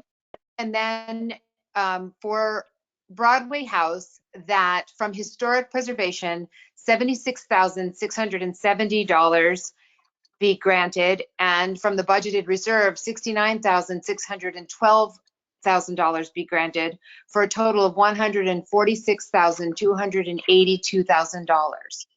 This isn't the one with the conditions, is it? No. It has. Okay. All the projects have, yeah. Right, but the additional condition that we're adding tonight, it's not this one, it's the Grace Baptist. Okay, then moving on, that the Somerville Museum be granted $87,114,000 from the historic preservation category for their collection care. And that the WPA base relief, I think it's BA relief, Pass through. be funded in the amount of $3,500 from the historic preservation category. And then that the Grace Baptist Church be funded in the amount of $10,579,000 from historic preservation and $38,921 from budgeted reserve for a total of $49,500 with the condition that it first go before the HPC and have those elements determined as historically eligible, Yep, appropriate. historically appropriate. And then finally, that the Broadway Winter Hill Congregational Church Bell Tower be awarded $90,000 from the historic preservation category for a total of $90,000. I think with the condition that they have to use original slate. Yes, Do they also have to go to HPC or have they already? they have not been to HPC yet. They have to come to HPC. So with the condition that they go to the HPC, and that they use slate, real slate on the roof, although that may change their budget numbers. No, it won't. They said it They won't. said in the application it was real slate. Okay. So they also have to go to I HPC. second it. All right, Heather, I second it. all in favor? That's Heather. Heather second. All in favor? Alan? Aye. Laura? Christina? Yes. Amelia? Yes. Tatiana? Yes, sorry about the delay. Yes. And Eleanor? Yes. Yes. Great. Awesome. So that is it for this year's budget allocation, and we'll get Judith and Alan to get back to us on the balance of the budget reserves. I think we've gone over our time quickly, but I think we're going to move all of the other items to the next meeting. But I did want to just have Judith give us a brief summary of the general public member search update. I'm not sure if people know that I've been on the committee for 3 years, so I'm stepping down. And so they've been doing interviews for my replacement. But I think Laura is hopefully stepping in as the chair, the new chair. So do you want to give an update on the search for the public member, Judith? Yeah, thank you so much, Jane. Yeah, so we did put out an advert and we've received 3 very good candidates that have responded. Details of the candidates are on the CPA webpage. So members, if you're interested, you can have a look. I also wanted to remind members that in December, we'll be having elections. So there will be an election for a chair and the vice chair, and these elections are done annually. So every year, a chair and vice chair are elected, and you can serve up to 2 years as a chair or vice chair. In the past, the chair has put forward their interest to serve a second year, and also the vice chair. But in this case, Jane will be leaving, so if she has anyone she would like to recommend, or members of the committee, please feel free to start thinking about these positions. I also wanted to mention that today is the last meeting that we are having with Louisa, and I wanted to take this opportunity to really thank you, Louisa, for the good contribution and the historic, memory that you brought to the committee. I think it was, you brought a bit of life in the committee, and we really appreciate all your contribution, and we want to thank you for recommending Andrew, who we have been also working with. I think he's been attending these meetings, so Andrew is also a very valuable addition. And Chair, at some point, I think you need to welcome Andrew. But before Louisa can say anything, I also wanted to say that Jen, December will be her last meeting. So we'll bid our farewells then. But I also wanted us to just shout out happy birthday to Eleanor. Eleanor is on the phone, so it was Eleanor's birthday about a day ago. So Eleanor, happy birthday. Thank Happy you. birthday. Happy birthday. Thank you. I appreciate that. Thank you very Happy much. birthday. Yeah. It's impossible to sing on Zoom, so you might be lucky, Eleanor. I might. Yeah, why don't you lead it, Louisa? No, you can't. You can't group sing, unfortunately. All right. So Louisa, I think you can give your remarks and then Jen will, conclude. Sure. I just want Also to wants thank say you. This, something. as much as it's difficult, this is my third night meeting this week, but I really have enjoyed working on this committee. And I think even though we're making a little switch, I think I would have had to leave anyway, because Jane, you and I started right at the same moment. So my 3 years are up, but I'm leaving you in really capable hands. Andrew Lowe is the newest member of the Public Space and Urban Forestry team, and he is also excellent at reading Excel spreadsheets out loud. So you are all in really good hands. It'll be great. Thanks, Louisa. I know I've really enjoyed also being on this committee and learning a lot on how to facilitate meetings through Zoom. That was totally not what I planned when I got involved. I do miss the social interaction that we used to have. Louisa, you've been a great member, just giving so much insight into open space and the importance of it. And I know Alan will be in good hands with Andrew. I also have a person that has applied to the app, has submitted an application. His name is Jonathan Myers, and he actually is an architect that is passionate about affordable housing and is a very strong candidate. So I know if he gets chosen, you will definitely be in good hands as my replacement. So it's a great, strong committee, and I really have enjoyed working with everyone for the short period of time we've been together, and but also just in the 3 years I've been on the committee. It's been really, really exciting. And I was at the we had a Zoom for the Somerville Growing Center the other day, and it was just so fantastic to see the work that the Mass College of Art students, graduate students, had done. They put together a trellis and a stage at the Growing Center, and just going around to the different developments that got funded, open space, or whether it was some of the museum. And I'm going to be so looking forward to seeing that elevator get installed. But it's really nice to see the fruits of the committee's labor going forward in Somerville, and that I have really appreciated. So I think, Judith, Yeah, sorry, I also wanted to really give a shout out to Laura.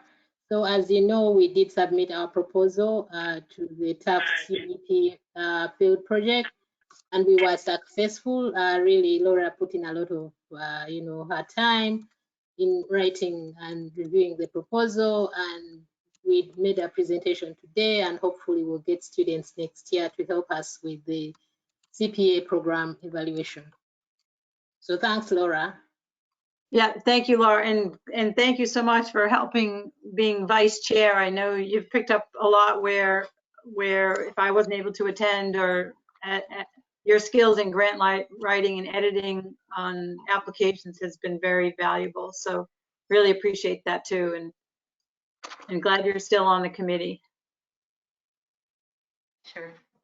Good to be here. So I think the rest of the items on the agenda we're going to postpone till the next meeting, Judith?